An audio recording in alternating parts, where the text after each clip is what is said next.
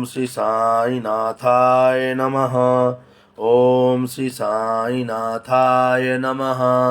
ओम श्री साई नाथाय नमः। मैं सत्यवीर वर्मा सभी साईं प्रेमियों को करबद्ध प्रणाम करता हूँ। श्री साईं के चरणों में साष्टांग प्रणाम करता हुआ मैं आज्ञा चाहता हूँ कि श्री साईं सरोवर जिज्ञासा 26 जो चल रही है वो बाबा मेरे को आशीर्वाद दें, मेरे को बुद्धि दें कि मैं वो निर्विघ्न पूरी करूं। साईं प्रेमियों, श्री साईं सरोवर की जिज्ञासा की शुरुआत करने से पहले हम सब मिलकर बाबा के श्री चरणों में प्रणाम करते हुए उनके मंत्रों का जाप करते हैं। फिर बाबा से आज्ञा लेके आगे की जिज्ञासा की तरफ अग्रसर होंगे। ओम श्री दत्तात्रेयाय विद्महे श्री अत्रिपुत्राय धीमहि तन्नो श्री दत्तः प्रचोदयात्।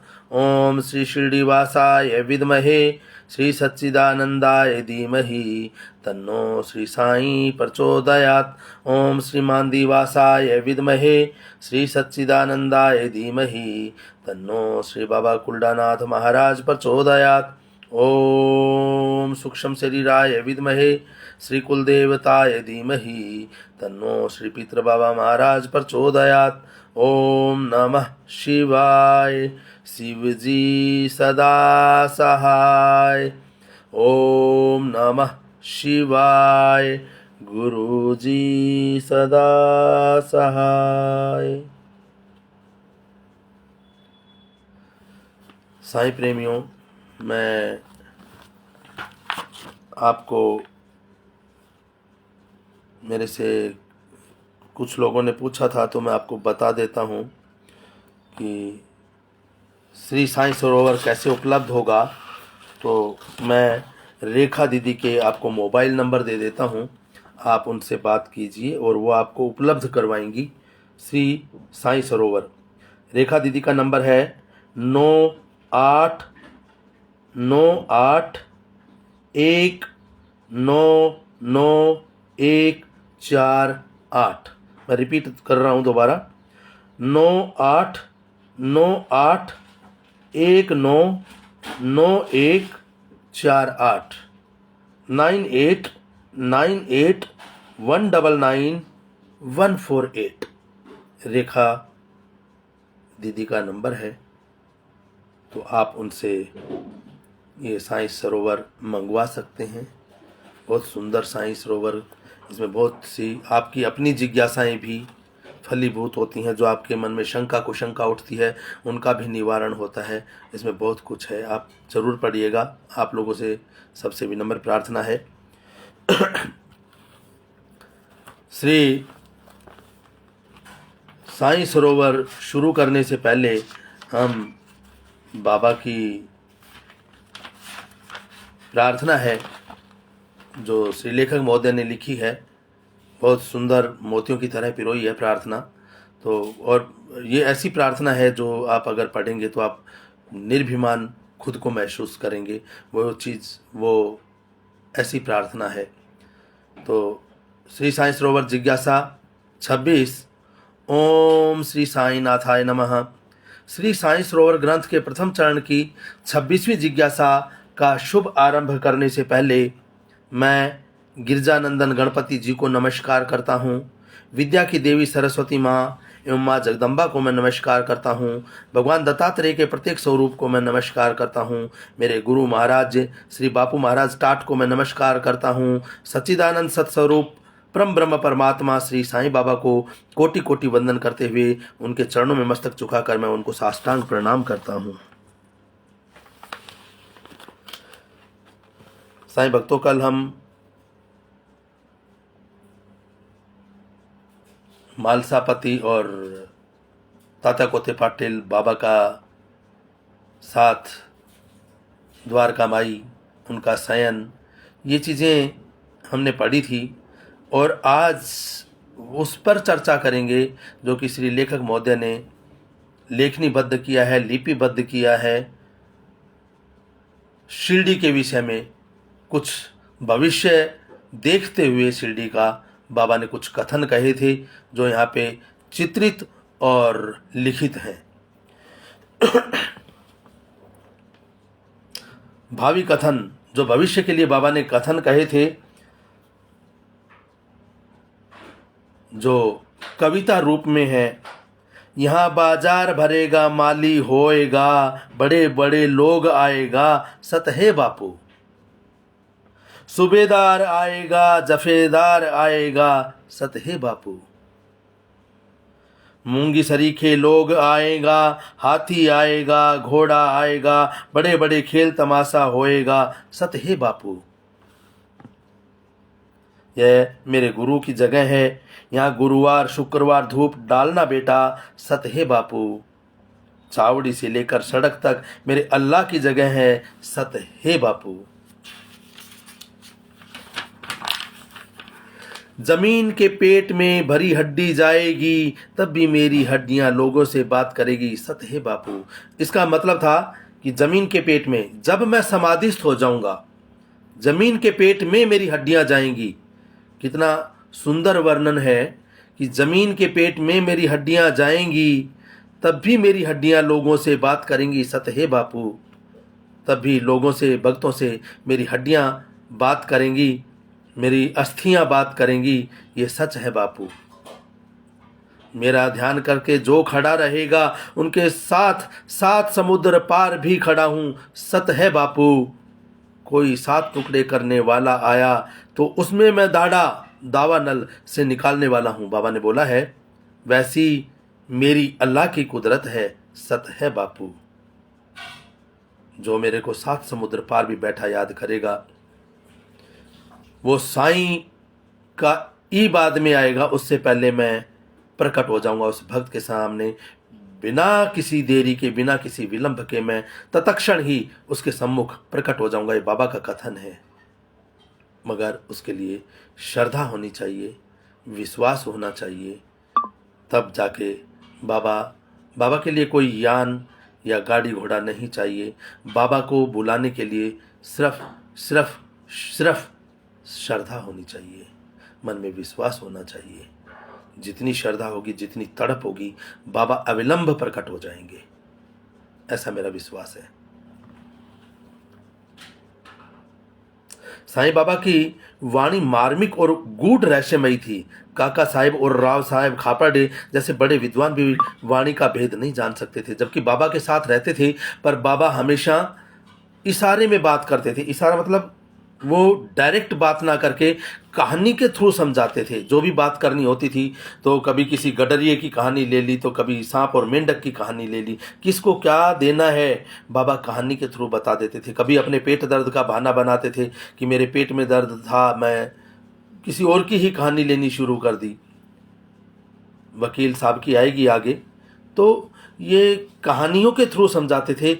बस कहानी, बाबा लोग सोचते थे जो कहते हैं ना, समझ गए वो समझने वाले समझ गए, ना समझे वो अनाड़ी हैं। तो जो बाबा को समझ गए, बहुत से लोग रहते थे बाबा के आसपास, इर्द गिर्द रहते थे, पर जो बाबा कई बार गूढ़ रहस्य तथ्य भरी बातें जो बोल जाते थे, वो बड़े बड़े विद्वान भी नहीं समझ पाते थे। जैसे उन्होंने कुछ समय पहले, अपनी समाधि से पहले, सीमोल्लंघन के दिन, दशहरे के दिन, अपने लोंगी को, अपनी कफनी को उतार के फेंक दिया और दिगंबर खड़े हो गए और बोलने लगे, चिल्लाने लगे, आओ देखो लोगों, मैं हिंदू हूँ कि मुसलमान।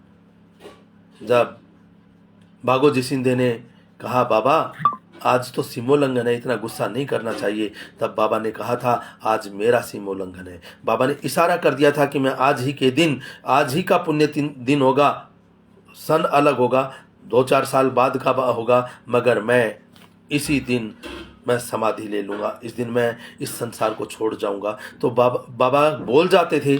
एक इसी में ही आता है कि मेरे को तो डर है कि तात्या इस संसार से विदा हो जाएगा, जबकि जा खुद रहे थे और नाम तात्या का डाल दिया कि लोगों को अभी से चिंताएं ना हो ज़्यादा।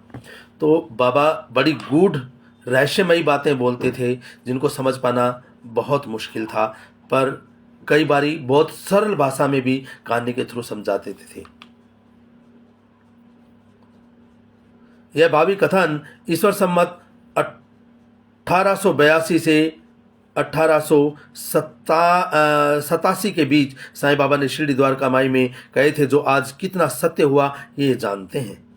यहाँ बड़ी बड़ी मंजिलों वाली इमारतें होंगी, यहाँ बाजार होगा। आज आप देखते हैं कि वहाँ पे बड़े बड़े होटल्स हैं, बड़े बड़े रेस्टोरेंट्स हैं, बहुत बड़ी बड़ी मार्केट है, मॉल है।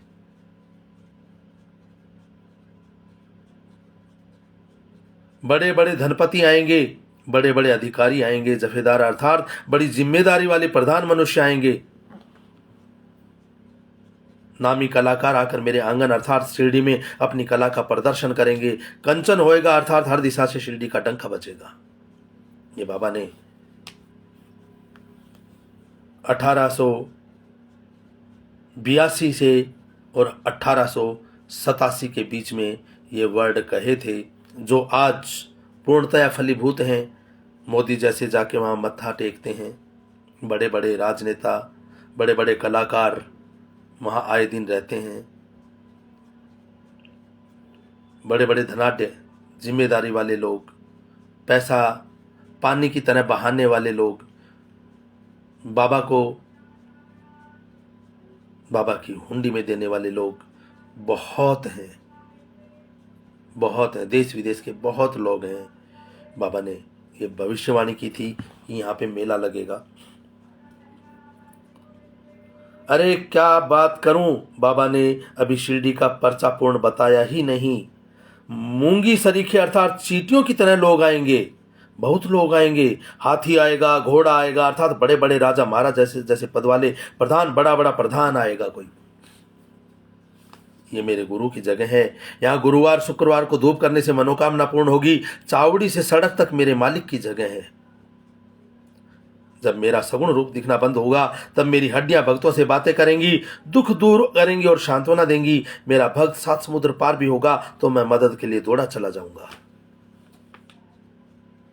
मेरा भक्त कितनी भी तकलीफ में होगा, मैं वो तकलीफ से बाहर खींच निकाल दूंगा। यह मेरे अल्लाह की कुदरत है। इस तरह द्वारका माई में सोते सोते बाबा ने जो भावी कथन कहे थे शिरडी के बारे में, तब मालसापति ने सत्य है बापू, बापू शब्द का उच्चारण से बाबा के कथन का समर्थन दिया था। तब बाबा के यह कथन समझ नहीं आया हो, लेकिन आज यह सब प्रत्यक्ष देख रहे हैं हम सब। बाबा ने 72 घंटे की समाधि ली थी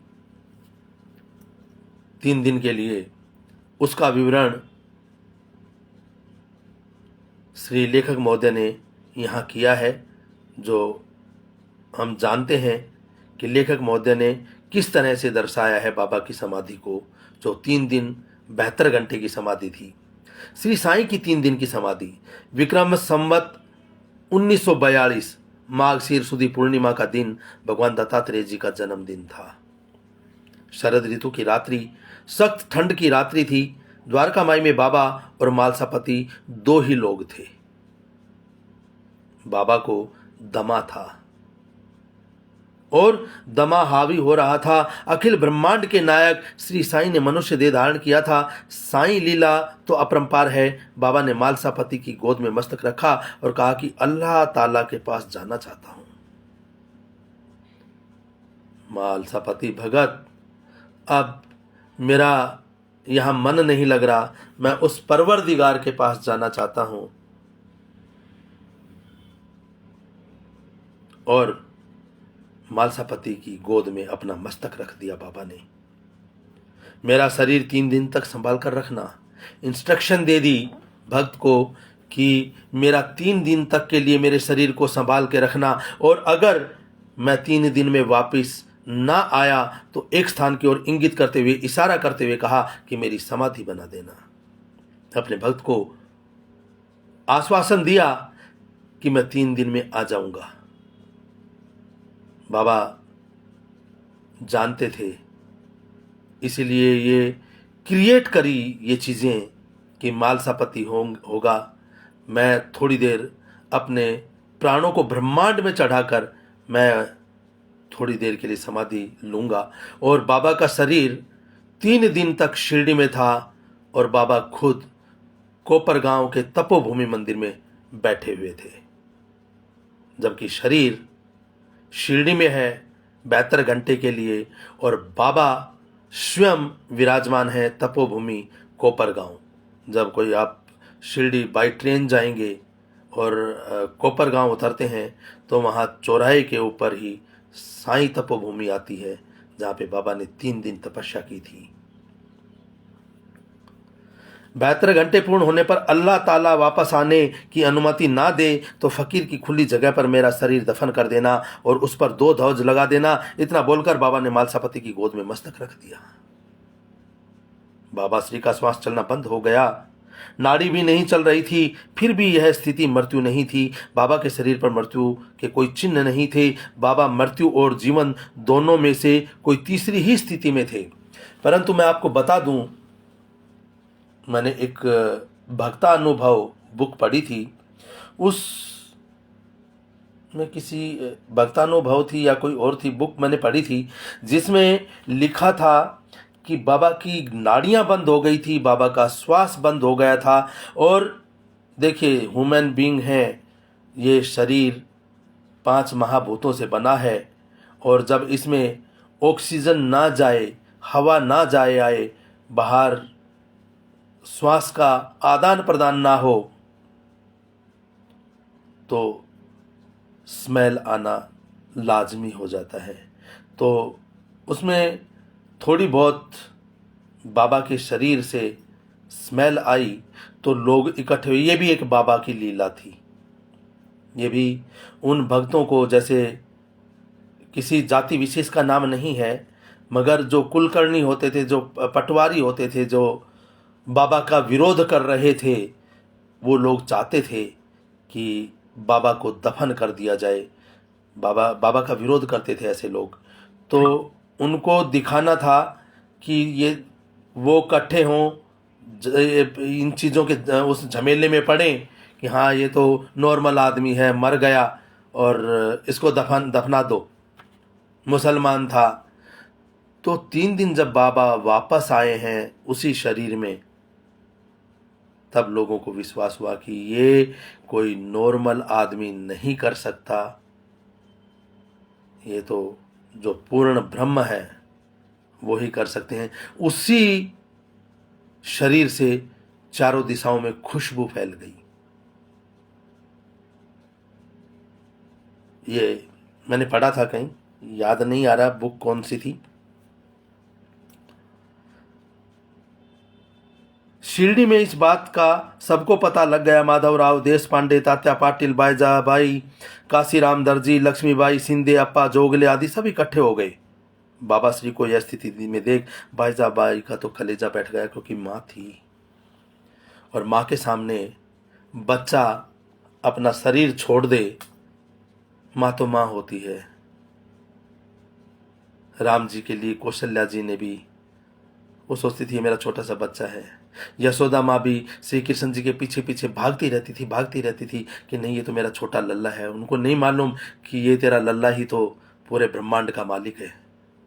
तो आज ब्रह्मांड का मालिक मालसापति जी की गोद में सर रखे हुए अपने श्वासोच्छ्वास को बंद कर दिया, ताला लगा दिया और कहीं और ही स्थिति में पहुंच गए। कहाँ पहुंच गए? वो कोपरगांव के तपोभूमि में पहुंच गए।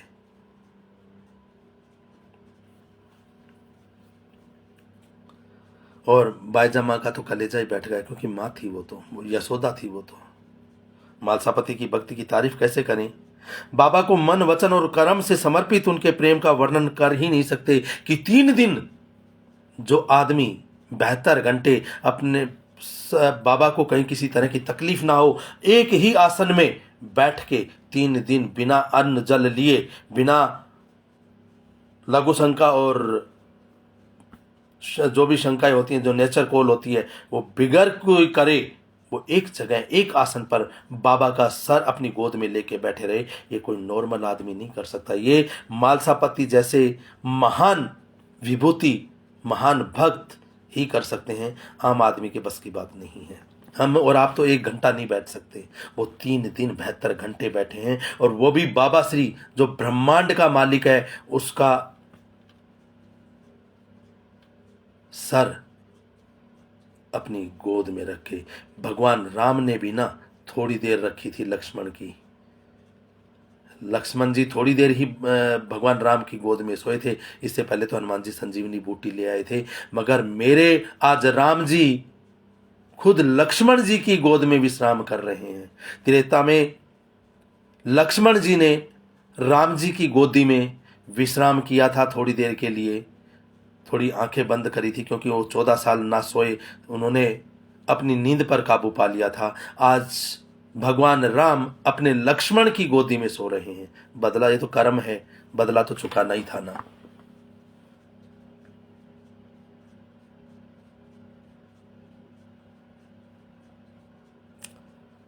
मालसापति बाबा के प्रेम में इतने मगन थे कि सौपन में भी वो अपने घर को याद नहीं करते थे। परिवार को विसार के द्वारका माई में बाबा के सानिध्य में बाबा के मुखारविंद से प्रसन्न थे। साईं बाबा के श्री चरणों से ऐसी प्रीति थी कि मालसापति को घर से अधिक द्वारका माई प्रिय लगती थी। पूर्णिमा के अगले दिन पड़वा का दिन निकला और ढल भी गया। दूसरे दिन भी वही स्थिति थी, बहुत ठंड थी। साईं वियोग में मालसापति ने कुछ खाया पिया भी नहीं। बाबा के मस्तक को गोद में लेकर बैठे रहे। तीसरे दिन का सूरज निकला, फिर शाम भी ढल गई और सारा वातावरण गमगीन था। अब देखो, रात्रि का दूसरा प्रहर आता है और मेरे मालिक दोबारा से उस शरीर में प्रवेश करते हैं।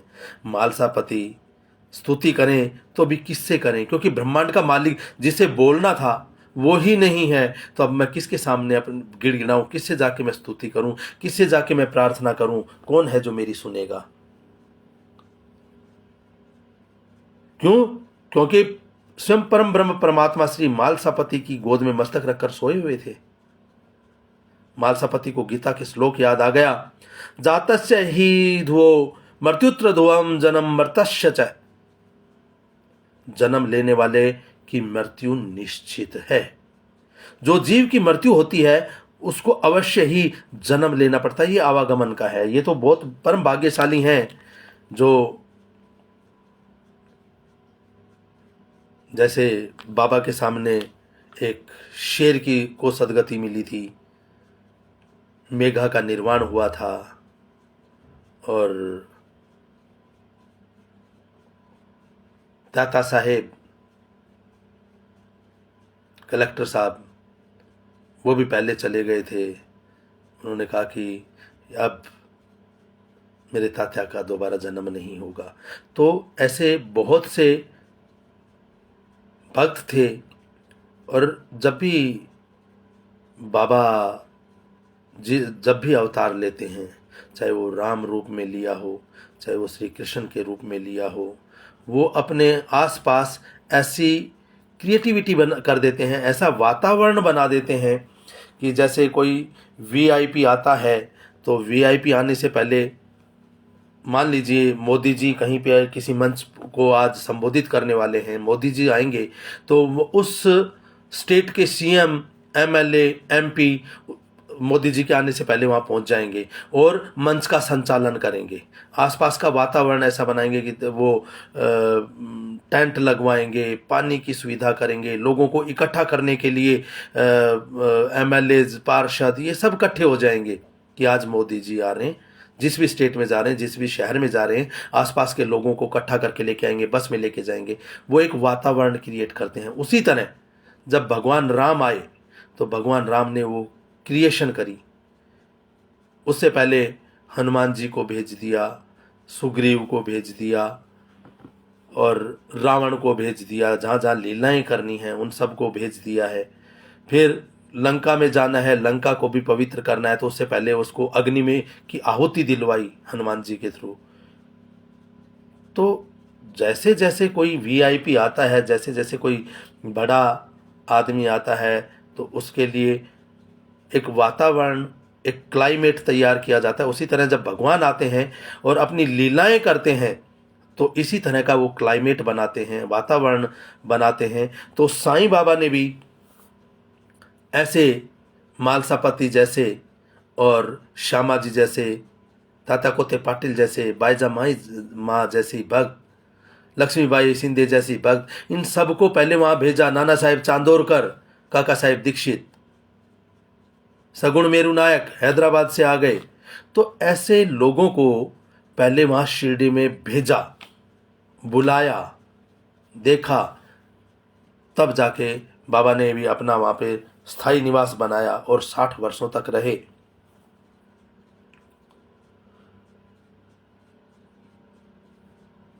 यह याद आने से मालसापति को भारी आघात पहुंचा।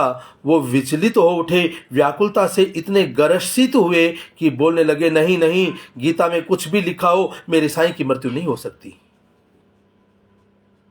शिरडी के सभी लोग बारी बारी जांच रहे थे कि बाबा की नाड़ी चल रही है कि नहीं, बाबा की धड़कन चल रही है कि नहीं। निश्चेतन शरीर को अब दफन कर देना चाहिए, ऐसा 5 लोगों ने तय किया। 5 पंचों ने तय किया कि यार अब तो हो गया, अब तो इनको दफन कर देना चाहिए।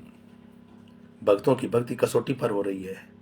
ये बाबा अपने शरीर को छोड़कर नहीं गए, ये अपने भक्त को परख रहे हैं, मालसापति को, कि मेरा भगत सोना तो है, पर ये कितना खरा सोना है।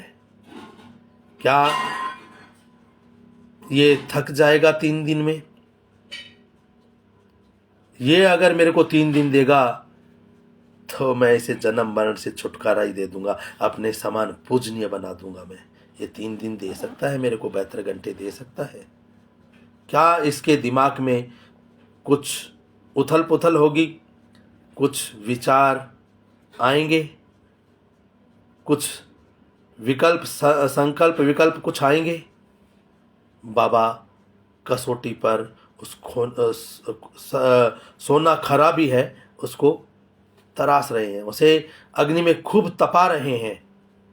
अग्नि, वियोग रूपी अग्नि में, अपनी वियोग रूपी अग्नि में उनको तपा रहे हैं, उनको शुद्ध सोना बना रहे हैं, 24 कैरेट का।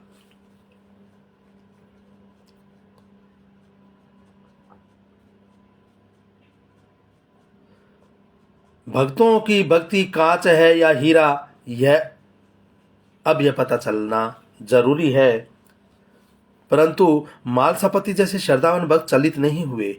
उनमें बाबा की भक्ति पूर्णिमा के चांद जैसी पूर्ण विकसित थी। वो लगातार साईं नाम स्मरण करते रहे।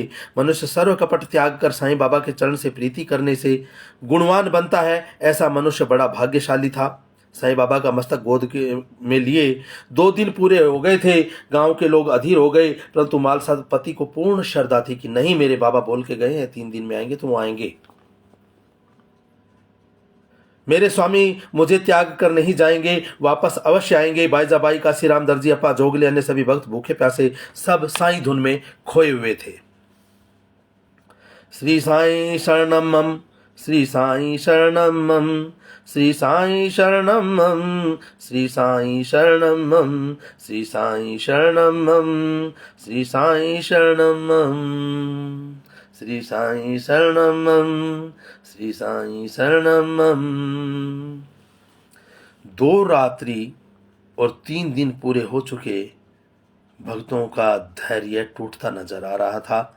हर कोई कुछ ना कुछ कह रहा था। लक्ष्मीबाई एक मुर्गा पकड़ लाई और बाबा के शरीर पर से 7 बार उतारा और बोल रही थी कि अला बला रोग राय, जाए रे न बेतर के वहां। इस तरह बोलकर मुर्गा उतार के उड़ा दिया। बाबा का श्वास धीरे धीरे चलना शुरू हुआ। पेट थोड़ा, जब सांस लेते तो ऊपर नीचे होता है,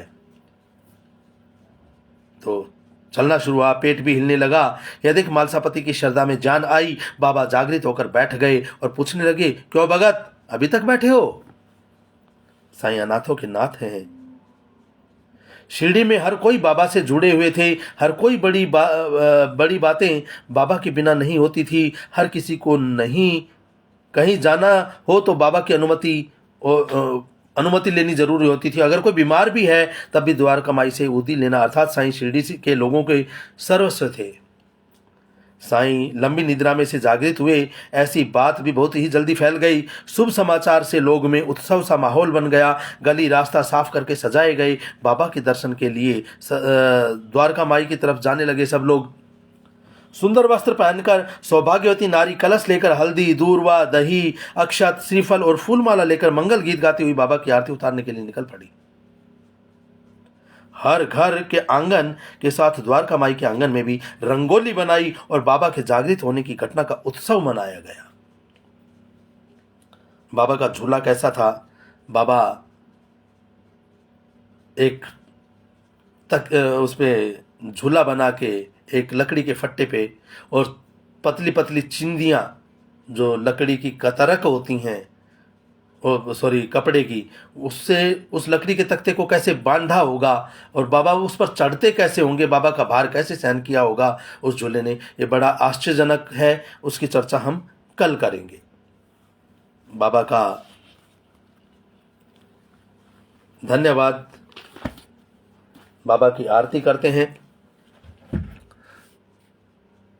आरती साईं बाबा सुख्य दातार जीवा, चरणा रजतली द्यावा दासा विसावा, भक्ता विसावा। आरती साईं बाबा जाळुणियानंग, सबस रूपी राहे दंग, मुमोक्ष जन दावी निज डोळा श्रीरंगा, डोळा श्रीरंगा। आरती साईं बाबा जया मनी जैसा भाव, तया तैसा अनुभव, दाविशी दया घना ऐसी तुझी ही माव, तुझी ही माव।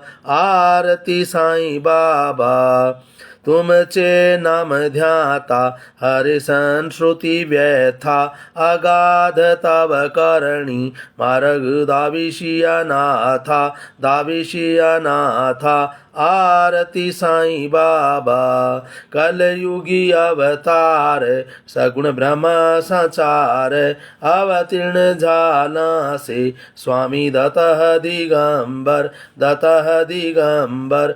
आरती साईं बाबा 8 दिवसा गुरुवारी, भक्त करी तिवारी, प्रभु पद पाहवया, भव भय निवारी, भय निवारी। आरती साईं बाबा माझा निज द्रव्य ठेवा, तव चरण रज सेवा, मागणेची आता तुमा देवाधिदेवा, देवाधिदेवा। आरती साईं बाबा इच्छित दिन चातक, निर्मल तोय निज सुख, पाझावे सत्यवीर्या, संभाळ आपुली भाक, आपुली भाक। आरती साईं बाबा सुख्य दातार जीवा, चरणा रजतली द्यावा दासा विसावा, भक्ता विसावा। आरती साईं बाबा।